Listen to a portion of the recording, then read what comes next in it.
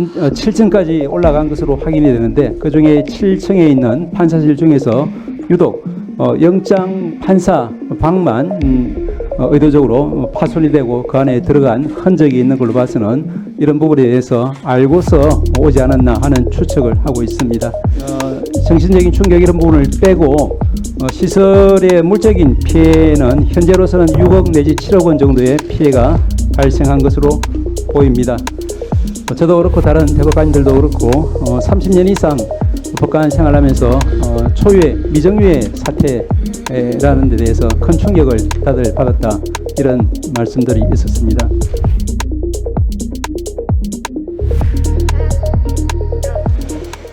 첫 번째 부분은 뭐 다들 아시는 부분이라고 생각합니다만은 1월 19일 날 새벽에 당직 판사가 영장 발부를 결정한 직후에 직원에게 공수처에 영장 실물 그리고 수사 기록을 인계하도록 지시한 후에 퇴근을 했습니다. 그리고 2시 53분경에 공수처에서 영장 실물과 기록을 수령한 것으로 보입니다.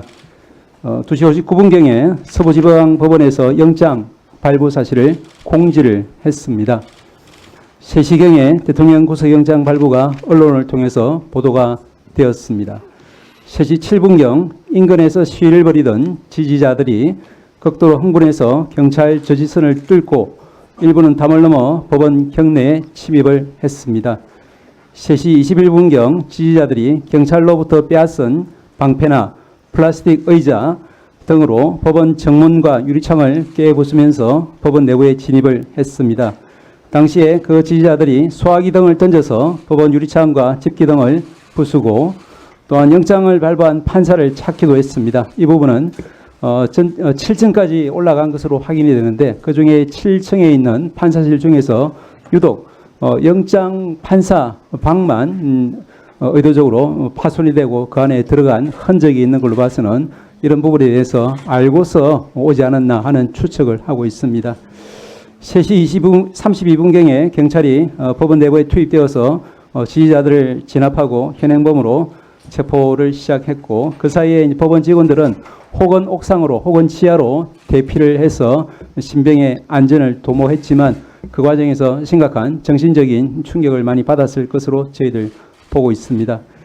5시 15분경에 청사내 진입자가 경찰에 의해서 모두 퇴출되었지만 일부 시위자들이 여전히 청사 외부에서 경찰과 대치하는 상황이 이루어졌습니다.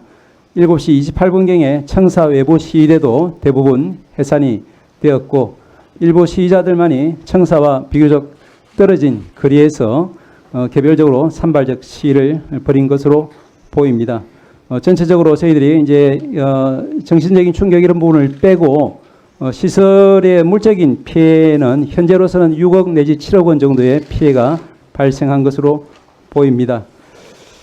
그리고 이제 저희들도 어제 일요일이었지만 전체 법원 행정처 여러 간부들이 서부지방법원에 가서 다 둘러봤습니다.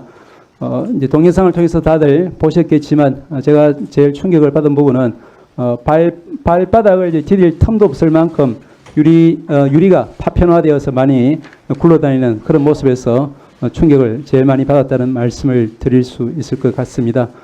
그래서 이제 오늘 월요일부터 정상적인 이제 재판과 또 민원 업무가 시작될 수 있을지 저희들도 걱정을 많이 했습니다만은 서부법원의 담당자들도 어쨌든 재판 업무가 사법 서비스가 중단 없이 지속되어야만 법치주의가 여전히 작동하고 있다는 것을 국민들에게 알릴 수 있고 그래야만 국민들이 안심할 수 있다 이런 의견을 제시했고 저희들도 그런 의견을 받아들여서 저희들이 최대한 인력 또 시설 지원을 해서 오늘 업무는 또 재판은 정상적으로 진행되고 있는 것으로 압니다. 그리고 두 번째로 오늘 오전에 여러 대법관님들이 다 모여서 많은 걱정을 나누었습니다.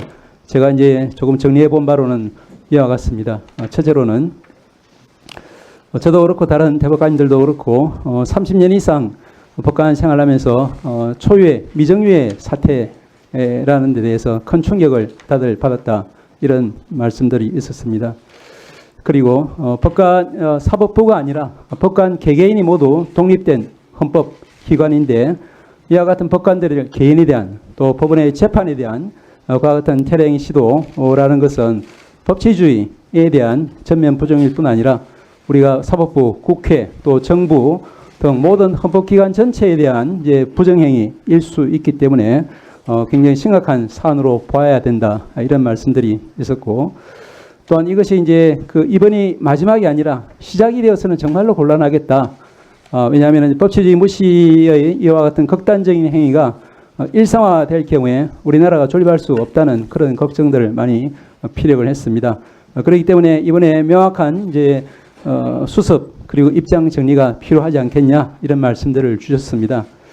그리고 그와 관련해서는 이와 같은 행위가 법치주의 관점에서 절대 용납될 수 없다는 것과 함께 또 결코 그와 같은 불법적인 난입, 폭력에 대해서는 결코 성공할 수 없다, 이런 분명한 메시지를 전체 헌법기관에 종사하는 분들이 한 목소리로 이야기를 해주실 필요가 있다라는 그런 말씀도 있었습니다. 이것은 이제 법조인이든 또 비법조인이든 우리가 헌법 토대 위에서 생활하고 있는 관계자 모든 사람들이 유념해야 되고, 또한 절제하고 또 자제하고 그 토대 하에서 법치주의를 존중해야만 한다, 이런 말씀들이 있었습니다. 마지막으로 우리 사법부도 좀 돌아볼 부분이 있다, 이런 반성적인 이야기도 나왔습니다. 우리 과연 우리 사법의 모든 재판이 이제 신속, 공정, 그리고 형평성에 문제없이 잘 이루어지고 있는지, 그 부분에 대해서 일부라도 국민들이 좀 불편해하고 또 이제 신뢰하지 못하는 부분이 있다고 하면은, 그런 부분에 대해서는 우리 사법부가 조금 더 반성하고 조금 더 노력해야 되지 않느냐, 이런 지적들도 많았습니다. 그와 관련해서는 민주당에서도 이제 21대에 이어서 22대 국회에서도 입법 발의를 해 주셨습니다만은, 이제 조건부 구속영장 제도라든지 이와 같이 영장 재판 하나가 마치 이제 모든 재판의 전체를 결정하는 것처럼 그렇게 중차대한 어떤 부담을 영장 판사 개인에게 지우고, 또 그것이 그렇게 이제 일반에게 이해되는, 받아들여지는 이와 같은 이제 사법 시스템은 분명히 우리가 선진 외국처럼 좀 이제 수정할 필요성이 있기 때문에, 그와 같은 발의된 입법을 저희들도 좀 진지하게, 그리고 이제 이번 22대 국회에서 입법 받아들일 수 있도록 노력할 필요가 있다, 이와 같은 취지의 말씀들이 있었습니다. 예, 이상입니다.